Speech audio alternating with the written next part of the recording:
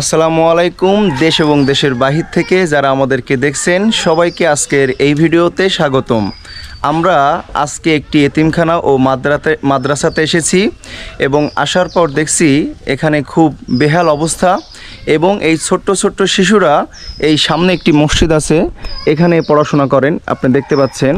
এবং এরা আস্তে আস্তে এতটাই বেশি হচ্ছে যে ওখানে জায়গা দিতেও খুব কষ্ট হয়ে যাচ্ছে হুজুরদের, যার ফলশ্রুতিতে আমরা এখানে দেখেন বেশ কিছু কাজ শুরু করছি। আপনাদেরকে একটু দেখানোর চেষ্টা করি। এখানে কিছু ইট আছে খড় জন্য এবং এখানে দেখতে পাচ্ছেন যে মাদ্রাসার কিছু কাজ করা হয়েছে 5 কাঠা জায়গা সহ। এবং আমরা 2 থেকে 1 দিনের ভিতরে আমরা এখানে একটা টিউবওয়েল বসাবো, যার কারণে এরা উজু করবে আর কিছু ট্যাবের সিস্টেম করব, তারপরে সাইডে একটু বাথরুম ঘর হবে। এই কারণে যে আমরা আসলে দেখেন ছোট্ট ছোট্ট বাচ্চারা সবাই কোরআনের শিক্ষা নিতে এসেছেন মাশাআল্লাহ।